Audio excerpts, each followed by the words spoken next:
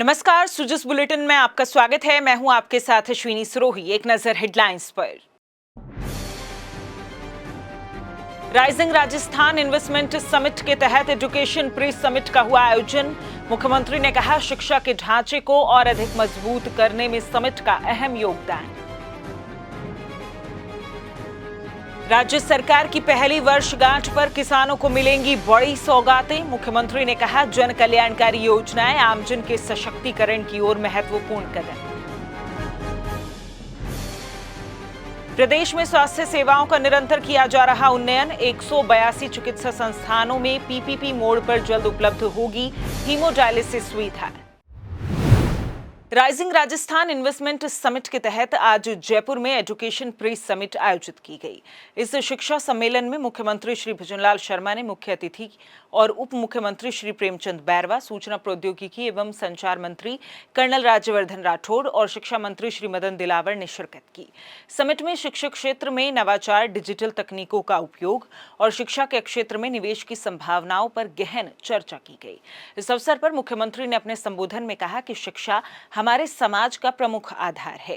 Rising Rajasthan के तहत education pre summit का आयोजन शिक्षा, कौशल विकास और खेल के ढांचे को अधिक मजबूत करने में अहम योगदान है। ये एमओयू शिक्षा के क्षेत्र में है और हमारा प्रमुख आधार, समाज का प्रमुख आधार, किसी प्रदेश का प्रमुख आधार अगर वो कोई होता है तो वो शिक्षा होता है। कि राइजिंग राजस्थान के तहत एजुकेशन प्री समिट का आयोजन शिक्षा, कौशल विकास और खेल के ढांचे को मजबूत करने में उसका बहुत बड़ा महत्वपूर्ण योगदान होगा। आपको ये जानकर खुशी हुई होगी कि हमारी सरकार अभी तक निवेशकों के साथ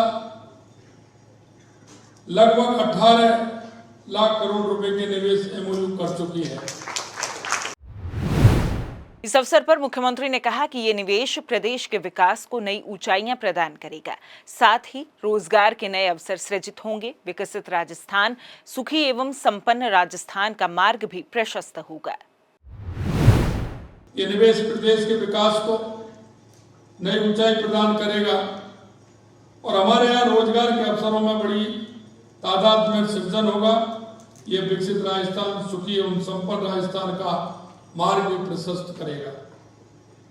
आज इस मंच से मैं आपको यह विश्वास दिलाना चाहता हूं कि हमारी योजनाएं और हमारे कार्यक्रमों का उद्देश्य केवल आंकड़े गिनाना नहीं है, बल्कि उन लोगों तक लाभ पहुंचाना जिन्हें उनकी सबसे ज्यादा जरूरत है, ये आवश्यक है।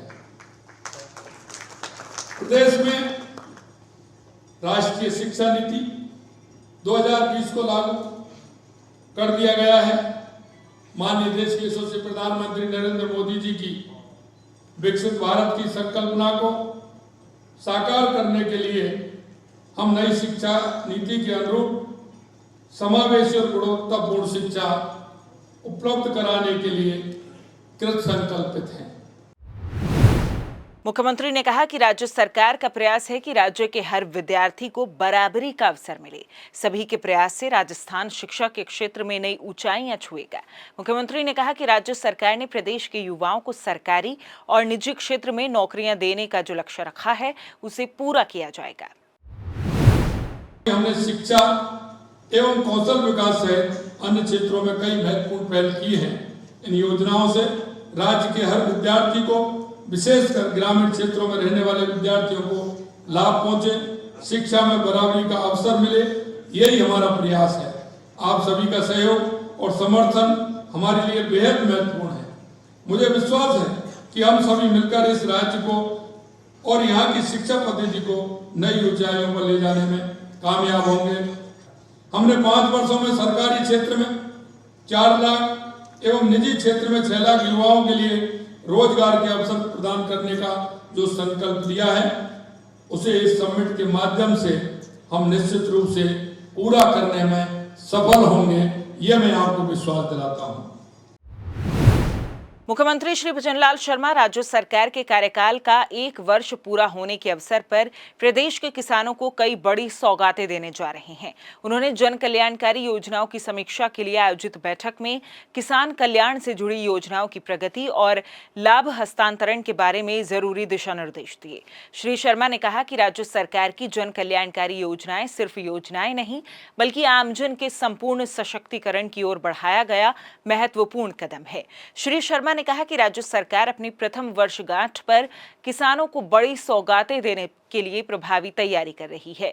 उन्होंने कहा कि राजस्थान एग्रीकल्चर इंफ्रास्ट्रक्चर मिशन के अंतर्गत 5,500 फार्म पॉन्ड के लिए किसानों के खातों में सहायता राशि डीबीटी के माध्यम से हस्तांतरित की जाएगी।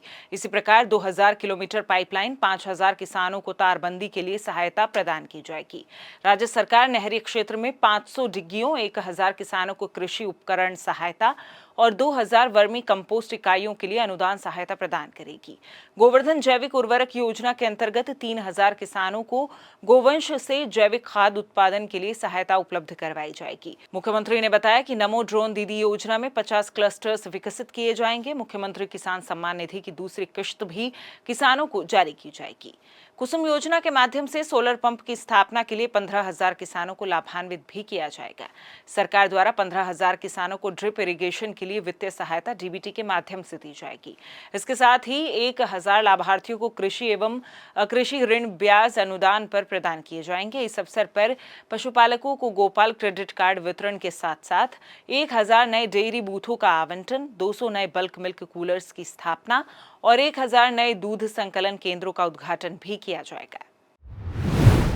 राजस्थान में 7 विधानसभा क्षेत्रों में उपचुनाव के दौरान मतदान केंद्रों से वेबकास्टिंग पर निर्वाचन विभाग का विशेष फोकस रहेगा, ताकि मतदान प्रक्रिया में किसी भी रुकावट या व्यवधान का तुरंत समाधान किया जा सके। इसी प्रकार भारत निर्वाचन आयोग द्वारा भी वेबकास्ट वीडियो की लाइव निगरानी की जाएगी, जिससे मतदान केंद्र पर मतदाताओं की लंबी कतार लगने या मतदान दल को आ रही कठिनाई को दूर करने की व्यवस्था की जा सके। उपचुनाव के दौरान स्वतंत्र, निष्पक्ष और भय रहित मतदान के लिए आधे से अधिक मतदान केंद्रों पर वेबकास्टिंग की व्यवस्था की गई है। राजस्थान में उपचुनाव के दौरान सभी 7 विधानसभा क्षेत्रों में 10-10 आदर्श मतदान केंद्र तैयार किए जाएंगे।